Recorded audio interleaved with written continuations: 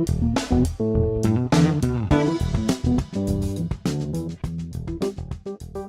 revenu médian est le revenu qui divise en deux parts égales le revenu, donc la moitié des habitants gagne plus, l'autre moins. En 2010, le revenu médian par unité de consommation du Pays de Vannes est de 19 266 €. Il est au-dessus des territoires de comparaison que sont la France, la Bretagne, le Morbihan.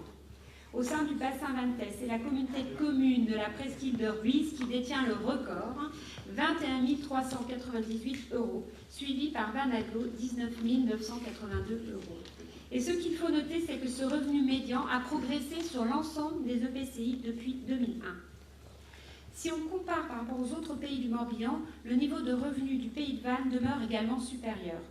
Globalement, sur le territoire, les populations les plus pauvres sont un peu moins pauvres et les populations les plus riches sont beaucoup plus riches. Donc ici, à travers ces cartes, on voit très bien les différences de revenus entre les intercommunalités. La carte du revenu médian est très représentative de la répartition des hauts revenus sur le littoral. En effet, plus la commune est colorée en rouge, plus les revenus sont hauts et inversement avec la couleur bleue. On voit vraiment sur cette carte cette organisation concentrique. Plus on s'éloigne du littoral, moins le revenu médian est élevé. Vanaglo et la communauté de communes de la presqu'île de Rhuys regroupent les plus hauts revenus du bassin de Vannes. Mais ce qu'il faut noter, c'est que les niveaux de revenus progressent de manière plus soutenue dans l'arrière-pays, sans parvenir pour autant à égaler ceux détenus par le littoral. On a donc un effet de rattrapage des revenus des communes rétro-littorales sur les communes littorales. Et dernière caractéristique de ces revenus, c'est que l'on observe une part des pensions, rentes et retraites surreprésentées sur le littoral. Elle va jusqu'à 49% sur la communauté de communes de la presqu'île de Rhuys en 2010, alors qu'elle n'est que de 22% sur la communauté de communes du Loc.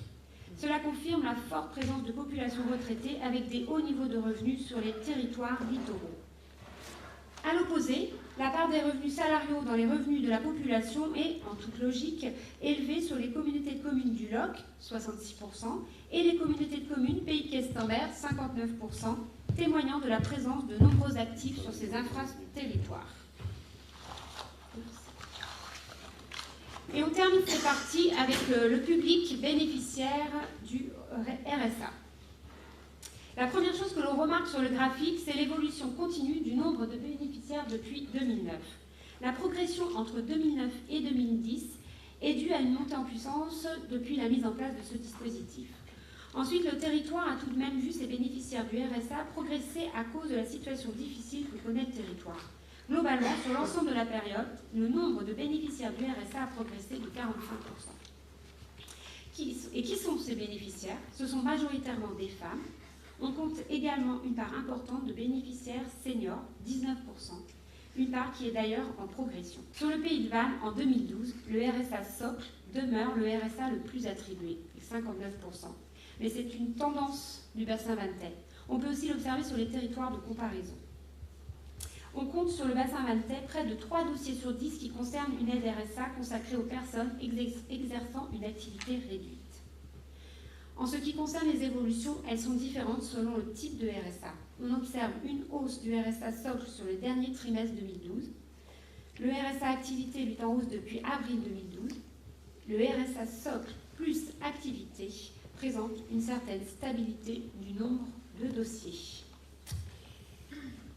Voilà, j'ai donc fait le tour des principales données que vous retrouverez dans le diagnostic territorial de l'emploi.